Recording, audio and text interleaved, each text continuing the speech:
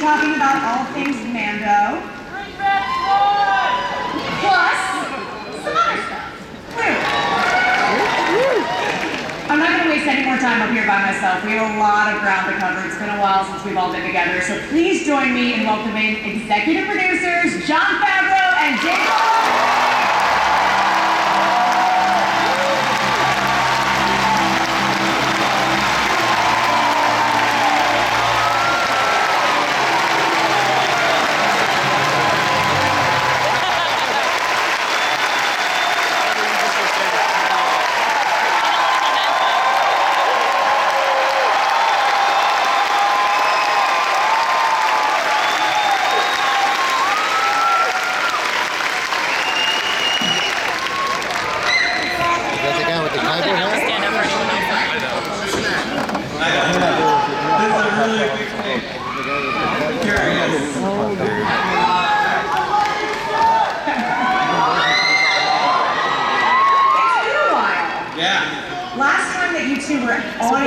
Celebration stage. The Mandalorian Season 1 had not premiered yet. That's right, we're in Chicago. Yes, and even more than that, we didn't really know what Star Wars live-action television even would be. And now we have Obi-Wan that premiered, we have all of these shows on the horizon. What does it feel like to kind of spearhead this new era of Star Wars? To me, it's been a dream. It's been a dream come true. I've always loved Star Wars. I grew up watching Star Wars, and the type of story that I wanted to tell really suited the small screen because I wanted to really pare it down to something about a few characters and a personal story set in that world, so that we had someplace to grow, and also an opportunity to bring new people in who might not be up on all of the lore. And then this became kind of an entry ramp. And then people, as we introduced characters that have existed before, thanks to the Disney Plus streaming service, they can go and watch everything. And so what we were most proud of is not just that people were watching our show, but then all of the viewership was going up for the old movies and also for the animated series. So I felt like we brought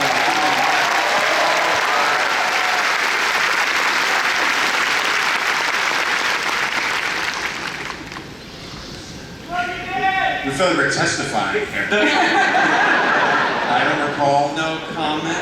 Thank you. Next question. Dave, do you care to comment? No, I'm good. I'm really good. Star Wars TV, I'm all for it. All day long. Have been since 2008.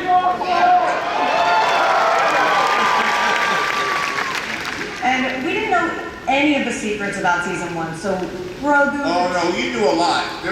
We kept 2 secrets total the whole time we've been on the air. Thankfully, they were the 2 biggest secrets. The 2 biggest secrets. Yeah. Grogu, the child, Baby Yoda. We did not know him whatsoever. That secret was so well kept. What were you guys feeling just the days leading up to the premiere? Was it very stressful? We were very stressed out. Very stressed out. Well, I was just glad I was in the first episode. Trying to hang on to these secrets. You're just counting the days. You're like, when is this going to be out? So I don't have to worry about this anymore. And then it got out, which was great. Then the second season, it was the last episode. That was so every week we were like getting reports. Yeah. Well, Luke Skywalker came out.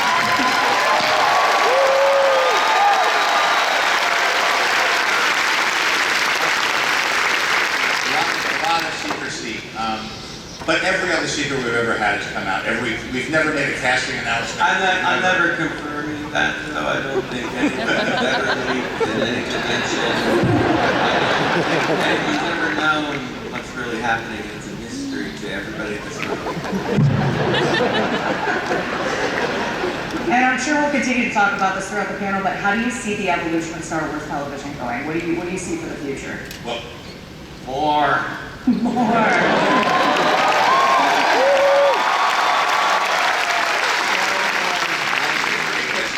When I first saw Star Wars, it was a continuation of the serialized story. That was George Lucas's, that was his entry point. He was thinking of the old Flash Gordons that he grew up with.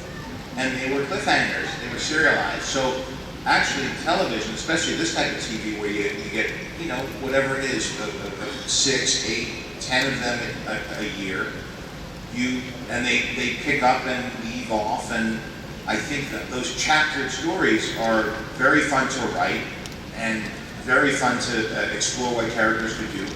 And there's an adventurous spirit to how we write them because we're thinking about what set pieces, what environments, what creatures, what characters we could meet. And we know that we could tell the story over the course of many, many hours. We don't have to solve everything in an hour and a half or 2 hours like a movie. So there's a tremendous amount of freedom to storytellers, and it's very fun. It's a job, it's the most fun I've ever had, and it's a job that this is what I'm gonna keep doing for a while.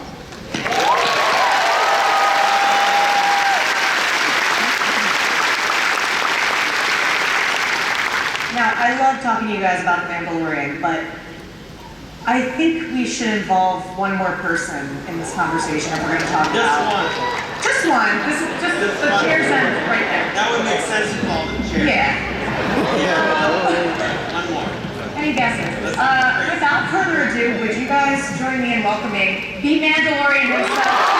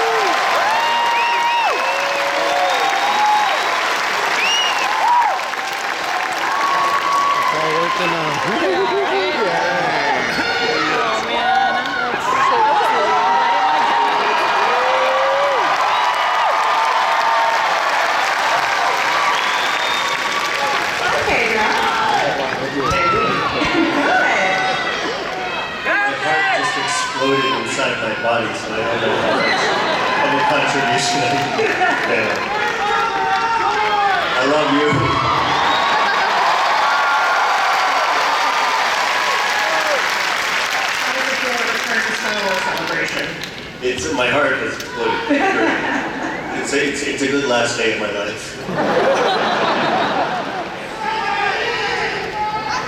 I'm so glad. Forgive me also, I've lost my hearing over the years as well, so I just hear screams. Do you have a favorite reaction you've seen to The Mandalorian since it premiered? A favorite reaction to honestly there are too many. These two geniuses over here honestly have created too many.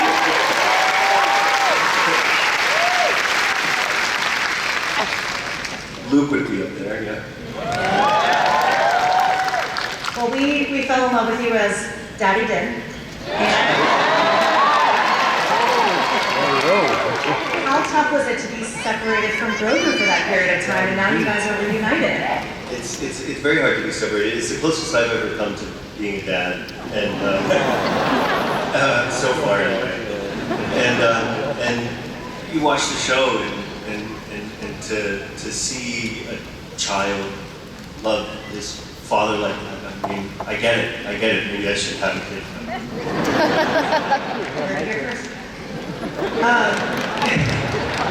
Now for Dave and John, it seems like we weren't going to see Grogu for a long time. A lot of people speculated after that second season that maybe there would be a time jump, maybe it would be a while. Can you talk about what went into bringing them back together in the Book of Boba Fett? What are you looking at me for? I mean, yeah. I think, well, what was interesting was that we already had a plan to have Luke train in that. But what was very interesting about that was we had only had, 6 or 7 shots in the previous season, and we thought he looked okay, but we wanted him better. So I don't think you realize we're actively solving that visual effect as we were doing it, and he had a lot more screen time, real estate to pick up, to be an integral part of the story. But in that time period, it makes sense that Luke would be the one to train his child, not just because he's a great character, but because of the way he thinks of the Force and looks at the Force and how he's interacting with Grogu was a way to kind of continue this ideology about the Force and this philosophy that was set up in the original trilogy. So I like everything we did. There was a tremendous amount of thought put into it, and for that, it was one reason I wanted to direct the episode, because it was, the bringing together John's character and George's character, and I wanted to kind of caretake over that as it happened, and then I brought in Ahsoka to kind of arbitrate.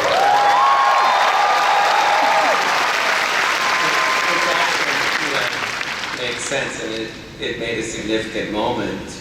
You know, it's funny, I don't think of those things as much when it's happening, and then you sit there and you look at Rosario saying next to Mark Hamill, and you're like, oh wow. And it's there. Yeah. I think from a story standpoint, too, it's interesting that each character had to sacrifice a little bit of what they stood for because of the relationship with Pedro taking off the helmet, and also with the kid turning away from the training and Yoda's lightsaber to make the choice because of the emotional relationship, which has always been a big part of Star Wars, about Luke's decisions that Luke has made to sacrifice, the whole notion of attachment, family versus commitment and discipline. And it also is a bit of a throwback, I felt like, to Paper Moon, where you think the whole movie's about reuniting Tatum O'Neal with her aunt, and then she runs back and decides to forego the cushy life that she could have, and runs back to be with Ryan O'Neal, and that bonds and families form, in interesting ways. It's not always like love. I'm glad, because you guys scared me by sending Grogu to that school. Now, Pedro, we've learned that it takes a team to bring the Mandalorian to life. Can you tell me a little bit more about that? And well, it would just really be my honor to introduce two other daddies and real heavy lifters that are also the Mandalorian, Brendan Wayne and Lateef Crowder.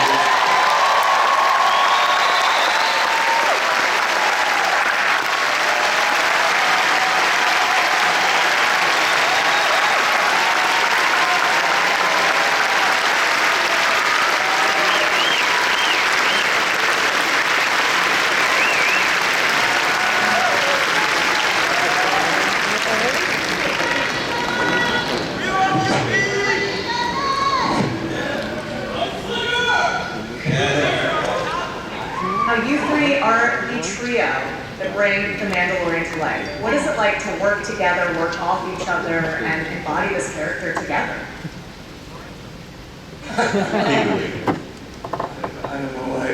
I don't know any other way. Jon really did an amazing job of creating a three-person character, and everybody's so generous. Never ceases to amaze me because you worry that your creator isn't as good as someone else, and the way we work is so inclusive, and it's just fun. I mean, we could play cowboys in space.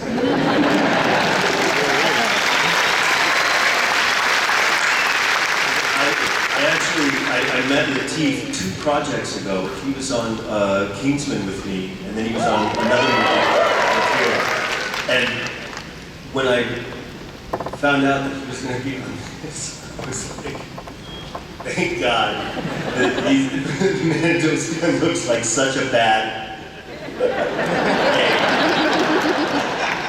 and Jon had talked to me at the start about Brendan and John Wayne's grandson, and so I learned I can never ever do what they do, but I learned so much from the two of them and Brendan's Gate and just learning basically how to share skin with them. It really, for me, started with them.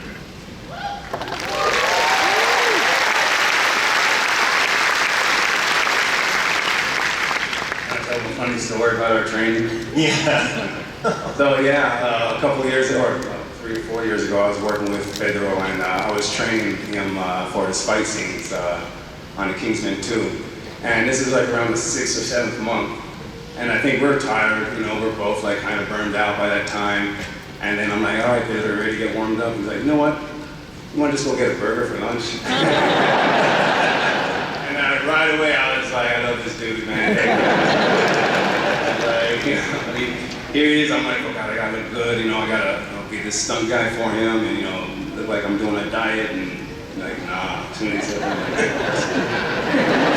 then 2 years later, we're here, you know, being up on set. I'm like, thank God, man. Like, and to tell you guys the truth, it's who I've worked with. It's usually the most talented people who are always the humblest. There's no egos, and none of these guys have any ego, and they're some of the most talented people I've ever worked with in this business.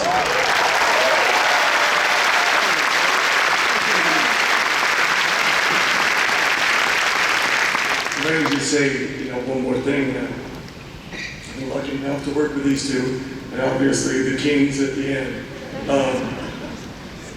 But it's always been apparent to me the responsibility we had in creating the Mandalorian in whatever way we were able to add to it, because you all matter to us. Like, we want to service you in a way that makes you happy and proud of your fandom and the things you bring to us, the energy being here. I think about it every day on set when I'm there.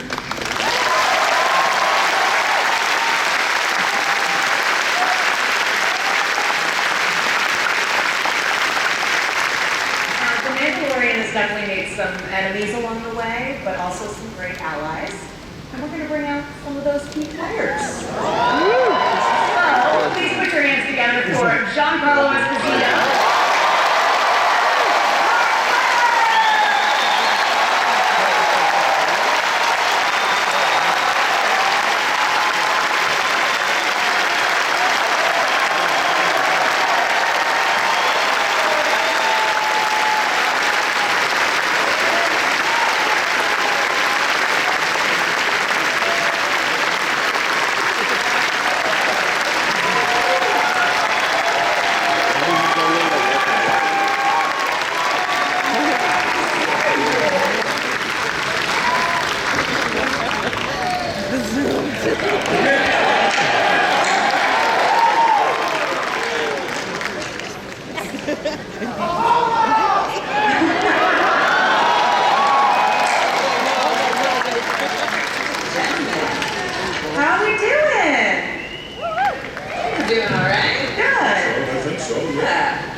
Giancarlo, got a bone to pick with you. Back in season 1, I said, you better not touch your hair.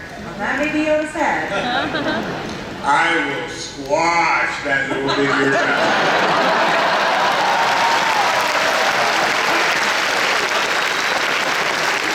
I gotta tell you, I want the child. I really do. I want the child within me to come back through the child within Grogu.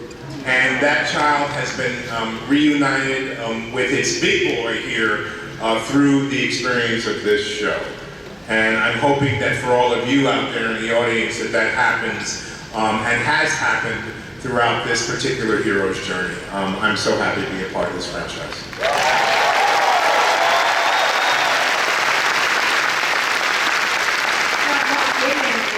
A bit of a mystery. How much time do you spend thinking about, or how much do you know about his backstory?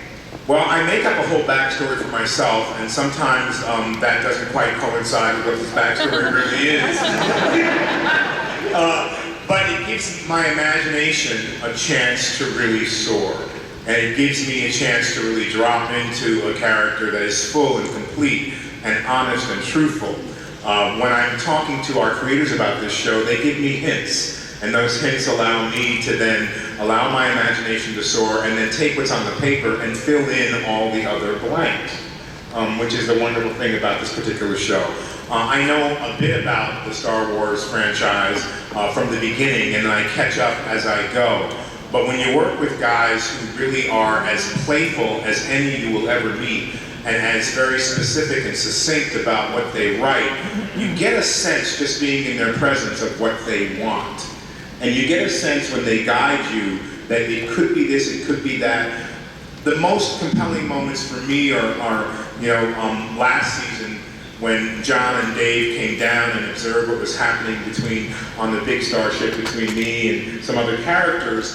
And Jon looked at me and said, you've done this a long time. You brought a lot of ideas to it. I trust you. I trust that you intrinsically know. And I gotta go, but I'll be back to check on you and do what your instincts allow. And so when you work with folks who allow you to extend yourself, that empowered me. And isn't that what our show is about? Empowerment. And I thought,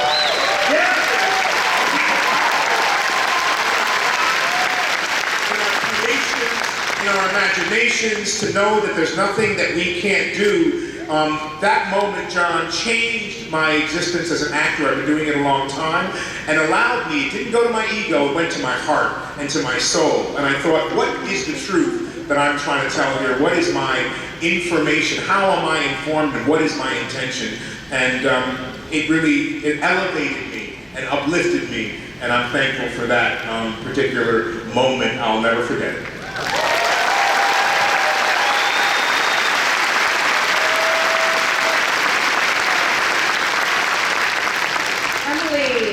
The armor.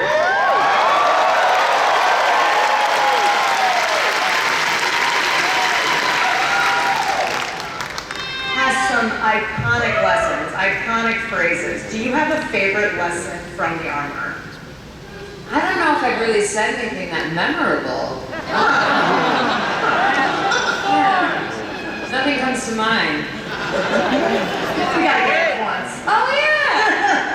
No, somebody asked me once at a convention, they said, so did you just ad-lib that line and then they decided to use it? And I thought, I wonder how far that would get if I tried to go with that. And I said, yeah, I came up with that. And then Jon and Dave were just like, oh, that's a really good idea, we should use that.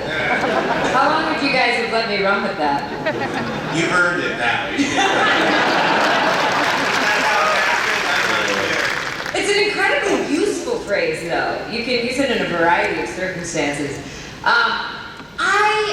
Oh my gosh, I love getting to live in her space because there are often people who will meet me at conventions, and it goes one of two ways. They'll either say, wow, I really hear her voice, or I can really tell, you're her, or they'll catch me when I'm in a more excited mood, and they'll say, you're really the armorer?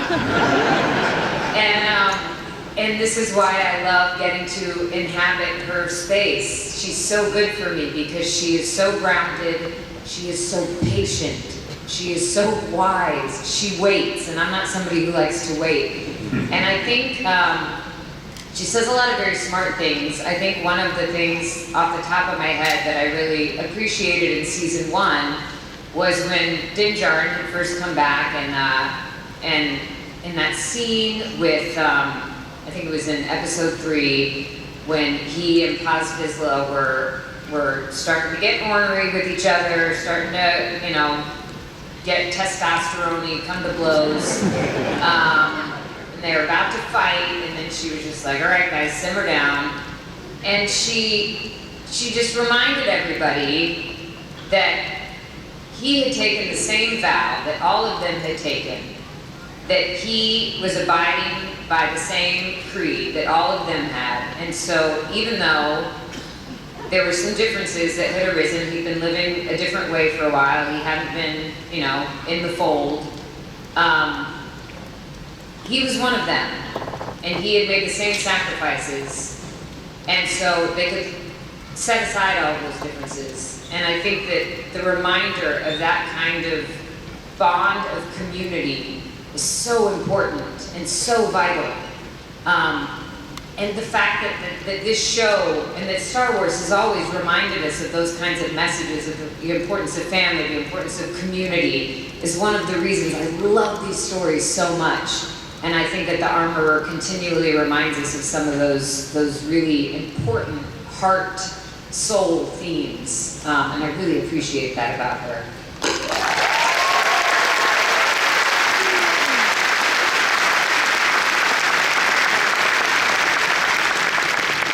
Mr. Carl Weathers.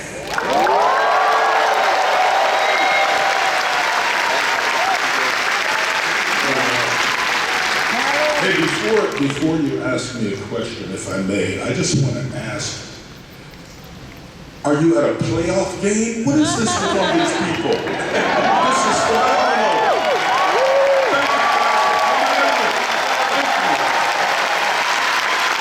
We love the support, and we really love all of these lightsabers. Yeah. And then testosterone. I love testosterone. Oh, okay. Sorry about that.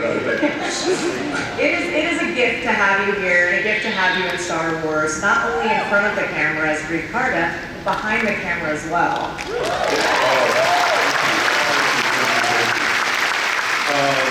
Needless to say, I owe at least 90% of what you see on the screen to Jon Favreau. Because, and I mean this sincerely, and I've said it many, many times, so a lot of people have heard it, it comes from the heart.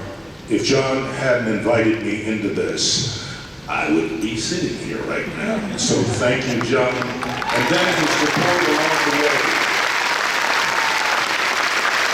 His support along the way with Dave's, and more recently in the last season with Rick's, has just been phenomenal. So, I mean, at the end of the day, I really owe so much to those guys.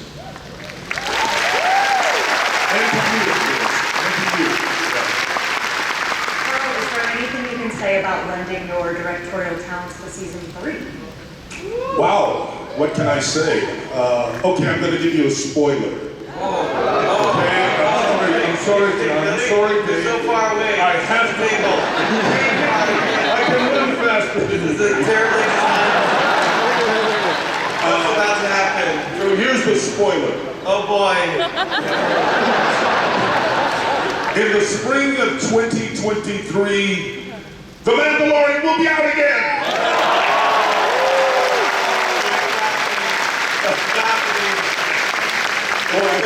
I saw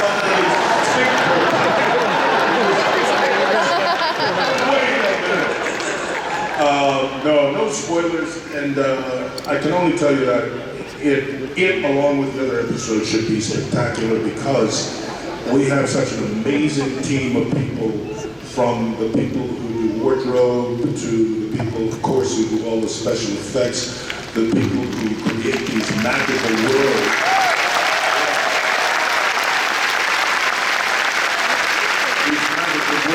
We get to walk through, all generated by these two guys down at my left at the very end here, who managed to find this talent, bring them all together, write these amazing stories week after week. They're grinding away and rewriting and really shaping it all. And then we get this wonderful group of actors and entertainers who are in front of the camera who try to bring it to life. And a host of directors who get there and try to tell the story through their eyes and their vision. So I just wound up being lucky, really lucky that I got really good choice of a script and got really good actors and managed not to trip over myself too much and get a lot of support from Jon and Dave who know everything there is to know about Star Wars, all of the lore, the legacy, everything. So, you know, it's a wonderful sandbox to play in.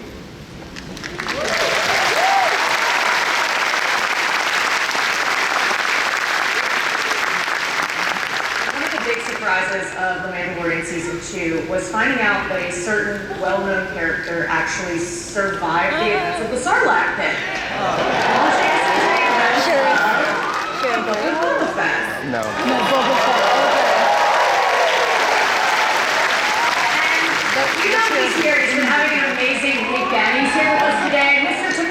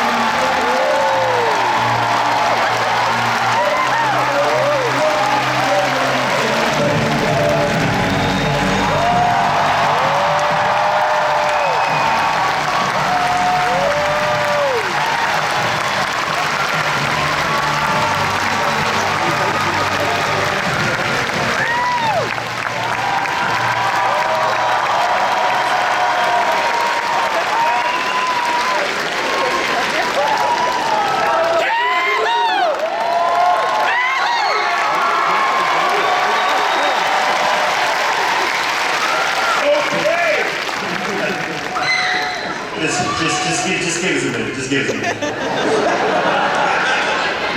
That was amazing.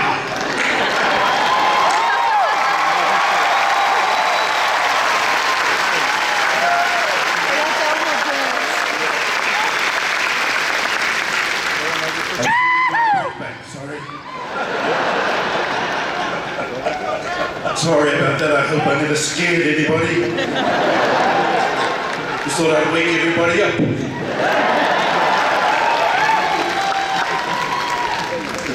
Sam, first of all, happy 20th anniversary of Attack of the Clones.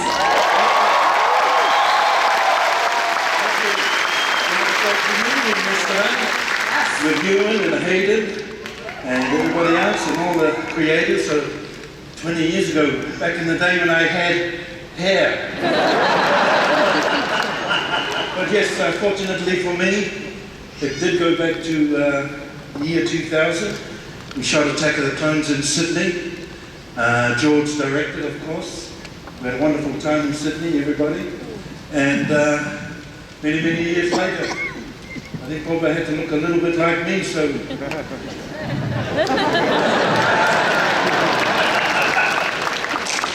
Well, again, I just want to thank everybody. Ming Na sends her apologies.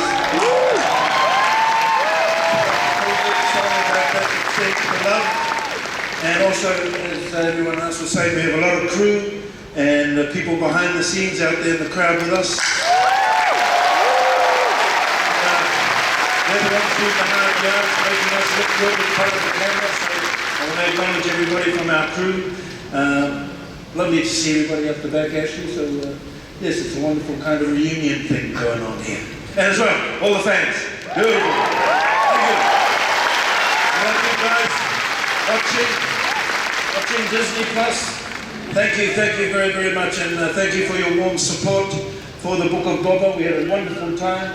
And even amongst the crew, I was so, it was just a wonderful experience. We get to work.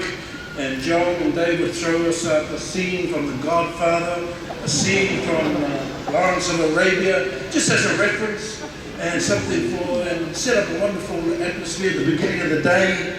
And then we'd go out and I'll do my best to pretend I was Marlon Brando. No tribute, that's not good.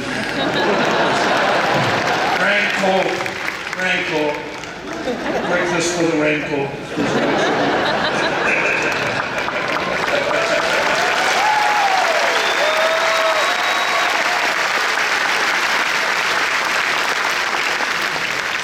Now, Tim, speaking of clones, there are a lot of characters in the Star Wars universe who would have your face. Is there... I've actually got it all covered, actually. I was signing yesterday and I'm Boba Fett. I felt funny because Daniel was over there. Oh, Daniel, sorry, buddy. And pay tribute also to the wonderful work of Jeremy Bullock, who was and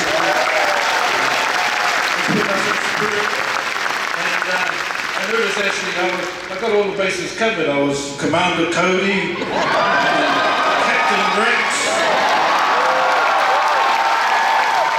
The list was going on and on and on. Voiceover, Star Wars game. Republic Commando.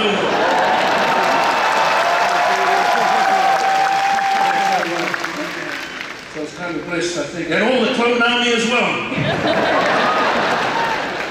Perfect. Now, Dave, John, Tim, question for you guys. Was I hallucinating, or in the last episode of the Book of Boba Fett, does the theme song change to just Fett? Yeah, we got some lyrics for the last episode. That was Ludwig Göransson's idea. A lot of us were lucky enough to see John Williams performing on this stage a few nights ago.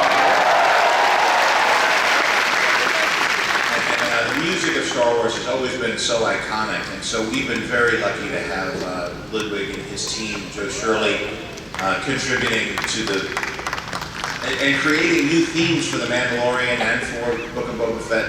So it must be very daunting to try to sit alongside of John Williams. And one of but Ludwig, part of what's fun about him is he's so creative, so prolific. You know, this is one of many things he does. He's doing, of course, features and working with Childish Gambino and Ryan Coogler, and so Black Panther. So but he has so many different aspects, and so so when he first pitched the Boba Fett theme, there were lyrics that we saved for the last episode. If you listen to the end credits of the final episode, there's actually vocals and lyrics to the song. Like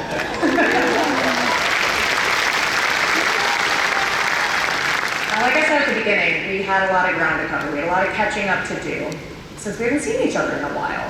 But as we move forward, let's bring out two people who might have some insight into what's to come in Mandalorian Season 3. Please welcome to the stage Katee Sackhoff and Famuyiwa.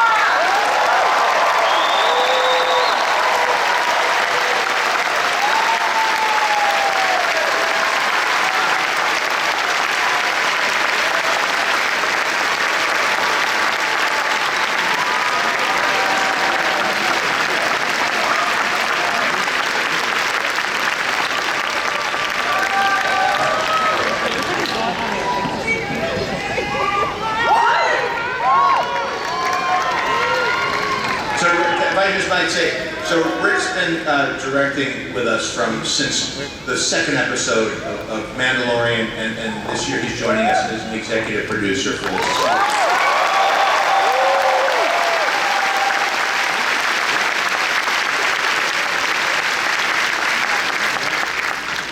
Rick, how does that feel? Take on. Oh man, I'm just finding out now. No. Thank you, John. No, it's for some reason John saw my film Dope and said that's Star Wars material. No, honestly, the first film I saw in the movie theater was Star Wars, and I remember waiting in that long line to go see that movie with no idea what I was going to go see. And from the moment I saw the opening crawl and the Star Destroyer flying over that screen, my life was changed. And so,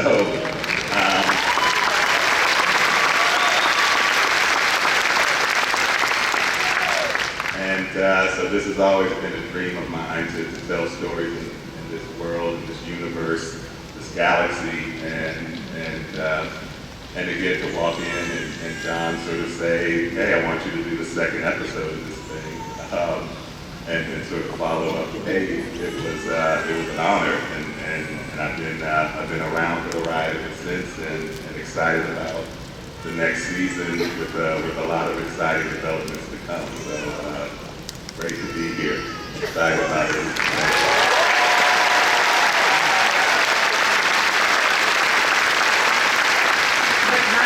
In trouble immediately, but is there anything you can say about the focus of Season 3? No. Great job. That was a test. Katee, Bo-Katan.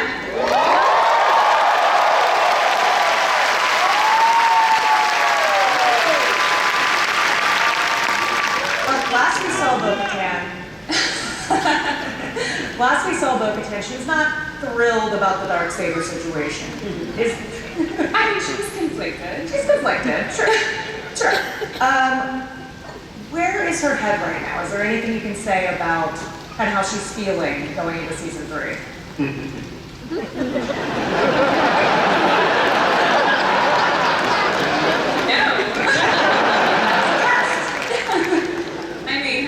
Attached to her body, so that's a good thing. I resent that.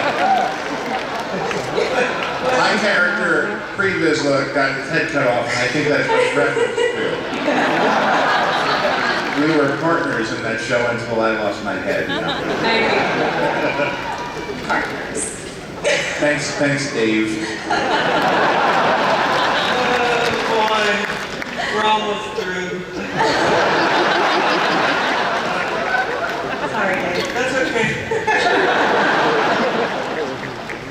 Lee, what does it mean to embody this character that you've been a part of for so long? You know, I've said this before, my dad raised me on science fiction. And he raised me on strong characters. And when I was little, you didn't have a lot of strong female characters to choose from. You know, we had Sigourney and Linda and Lucy Lawless. You know, but I wanted to be Bruce Willis. I wanted to save an October building. Like, and to be able to play the women that I have been able to play throughout my career has been such a gift. And strong women keep presenting themselves to me. And these guys at the end of the table are responsible for creating so many strong characters. The fact that they're women, they're just women.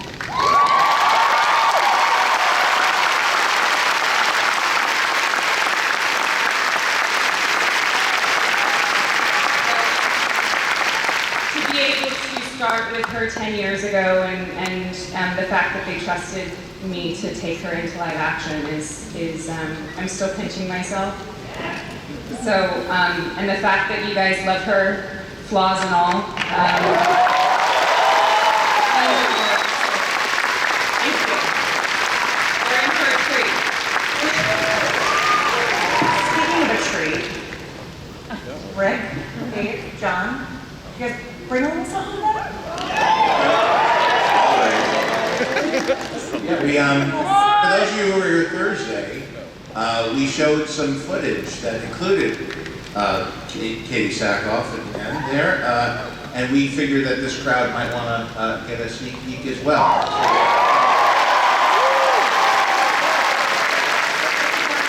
So please put your phones away, and we'll roll some footage, exclusive sneak peek that will only be seen here at Star Wars Celebration.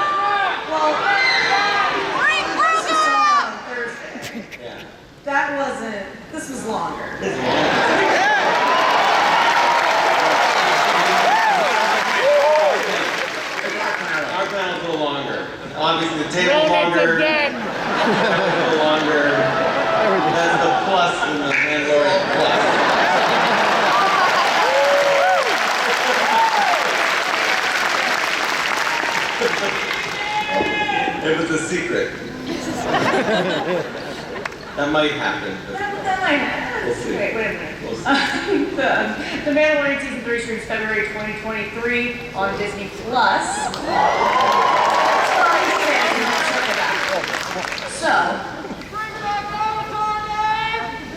Oh, interesting. Didn't see that coming. Okay. Now, there was someone we met, or actually became reacquainted with, in Mandalorian Season 2. And that was a character. It was Ahsoka.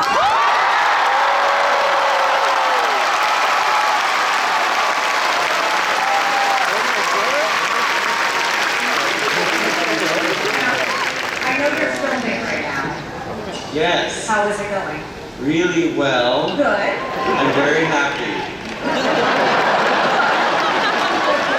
Because no one knows anything about that or where it could possibly be filmed. just wait a second. Yes. We'll be delicate here. I know Rosario sent us a message on Thursday, but thankfully, she stepped off set to join us today.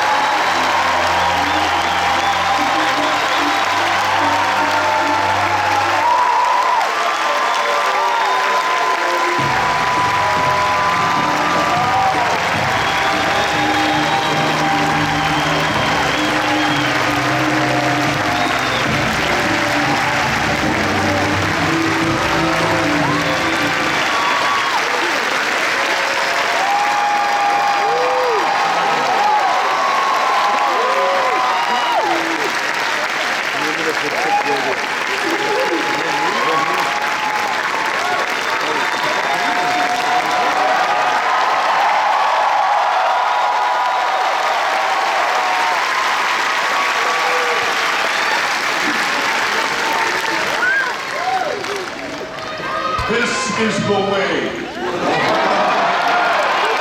Hey, that's my face. Hi. Hi, Ahsoka. Hi. Is this has to be your first Star Wars celebration as Ahsoka? Indeed, it is.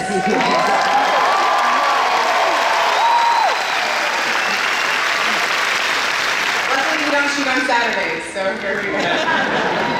You were literally filming yesterday, right? Yeah, late last night. My arms improved it, yeah.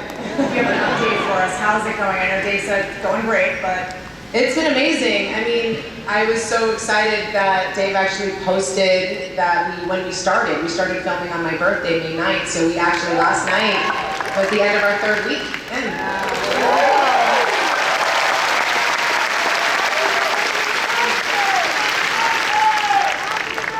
I've done a couple interviews with you over the years, and I want to say like years ago, I was like, oh, is there like a character you'd love to play? Like, not Star Wars, just any character. And you were like, I want to play Ahsoka Tano.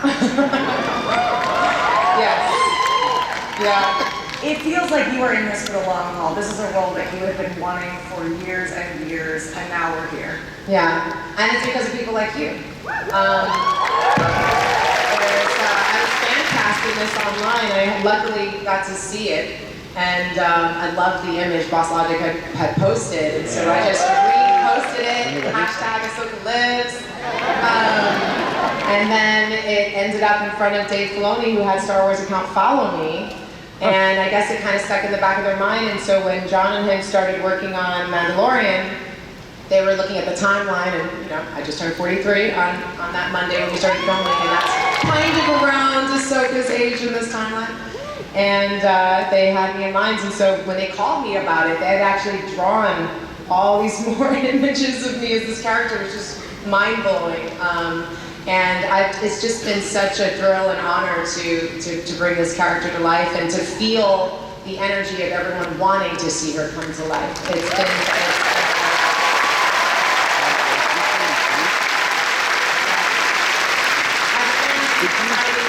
to experience it and to see this story continue. It's been incredible seeing Ahsoka make the jump to live action. Yeah. Did you bring any friends with you? Oh yeah. Yeah, hold on one second. Chopper.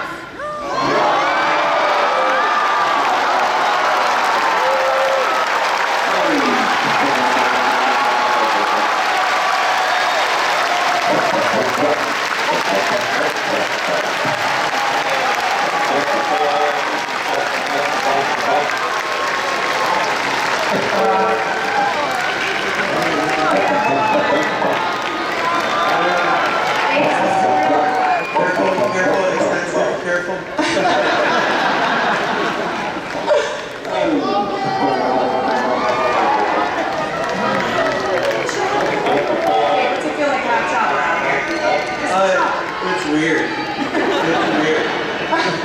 Look at that. I need to get back to set, buddy. Got a lot of work to do.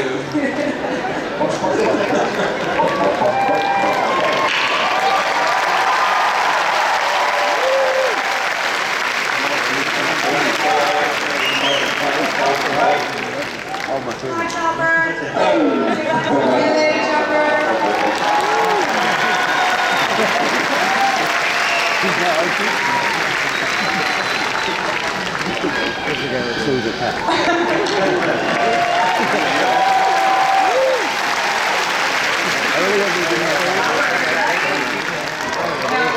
I know it's early days, but is there like an image or anything? Well, yeah, you know, I hate spoilers, but I mean, look, I've been at Looks for 18 years. I've been working on this, developing this character. So many people have been a part of that, but most of all the fans have been the biggest part of that. And we're only, I said 3 weeks in, but the crew and I, we just couldn't help ourselves. So, the tiniest little piece that we had, we just, John and I wanted to share it with you guys today. So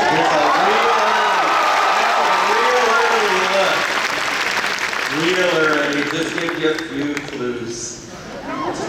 Clues. There we go.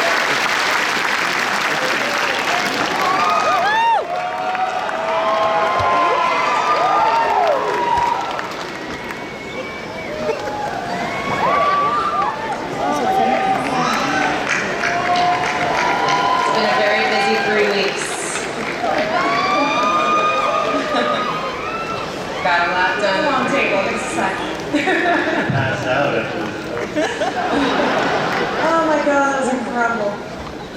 Crying. Woo!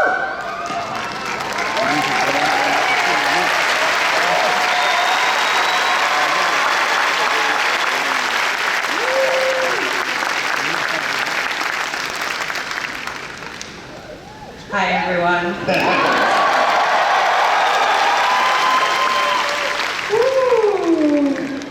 Wow. Hi. Oh, I love you too. Wow. It is an honor to be here. Wow. Welcome to Star Wars Celebration. Thank you, Sabine. Thank you so much. Is that weird to hear me say? It's all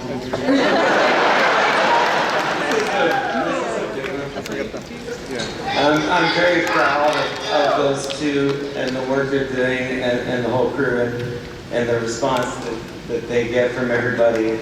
It means so much.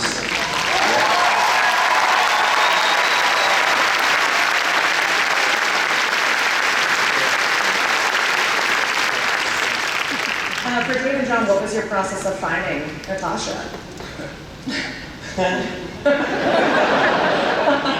I'll let Dave answer, but I will say one thing is that hopefully one thing that I've helped Dave with as he's transitioned from animation to live action is to understand the value of great actors, that they're your partners and that they can breathe life and bring dimension to characters that, although they exist in people's minds, the actors do a lot of heavy lifting with understanding the contours of their souls, what motivates them. And if you could create a wonderful partnership with the right people, it's going to allow things to blossom in a way beyond what you ever would hope or plan. And so, all the actors that you see here, conversations have taken place about who's going to be a great creative partner for us to have. Yeah, that's right. And you have, and it's a huge challenge. I mean, look, it's these characters been alive and lived in my mind and in yours as well, and I've been privileged to work with so many great actors, Clone Wars, Rebels, Resistance, you know. And they'd be the first to tell you that with Ashley Eckstein and T. Sarkar, they are phenomenal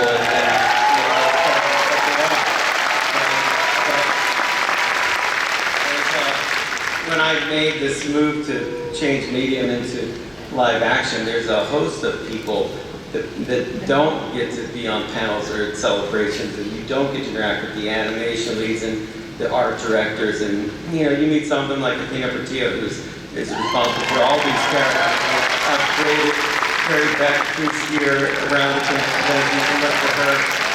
We all get together and make these characters, and the trick is that when they become live action, there is this embodiment. It's a decisive moment. The photography of it right there. I have to find the people that are that person right then and there, and I set everything back to zero, and I have to look at it very kind of across the board and be open to everything that's going to be required with no biases. And so we look at it together, and we look at a host of people, and what's strange, and it's true for everybody up here, is that you write these stories, and then all of a sudden you're looking through a camera and you see this environment, and there they are. There's the character. And I think we've been so fortunate with everybody that we've asked, this entire table of people, to come and be these characters that they are, and they do it not just for themselves, but for everyone here, for the audience, for Star Wars, they get what makes this special, for the entire crew. And they would all agree, the entire crew that's with us on set every day also makes these characters come to life. There's no unimportant person on our shows, not one single person. And we step up, I want every single person. So we look for people that are going to be with us on that and go to this galaxy that we love so much. And I don't know if that's a process, but it's a little Jedi council, and we're always looking for an Anakin. I don't know. That's how it goes. It's something like that. There's the chosen one, and we find them. So there we go. That's it.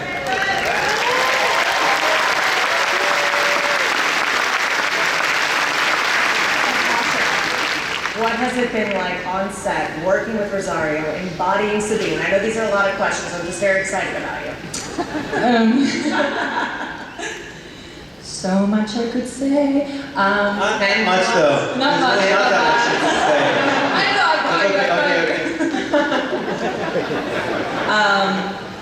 God, I feel like I've just been adopted into a new family. You have. I feel that way about everyone I work with, but also the fans. It's just the most welcoming, creative. I mean, I have never experienced anything like this. Set is going really well. Can't say a thing, but I think you guys, I know how much Sabine means to a lot of people in this room. And watching Rebels, she's come to mean a hell of a lot to me too. And I know how much she means to Dave. So I think you guys are going to be really excited about the journey she's about to have.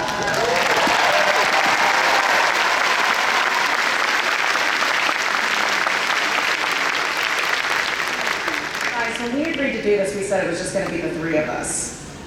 There's like 13 of us, 14 plus Chopper. Are we done? Well, there's one more character that I think it would be bad if that character missed this opportunity to actually meet the fans.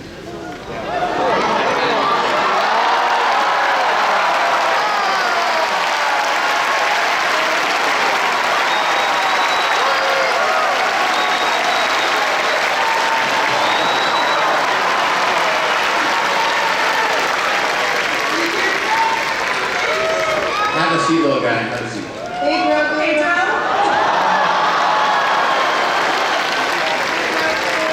Your son's here. What's up, little guy?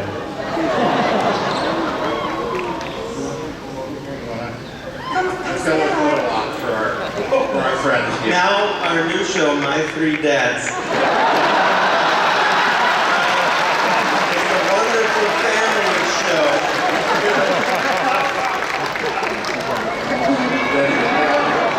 Look at all these daddies.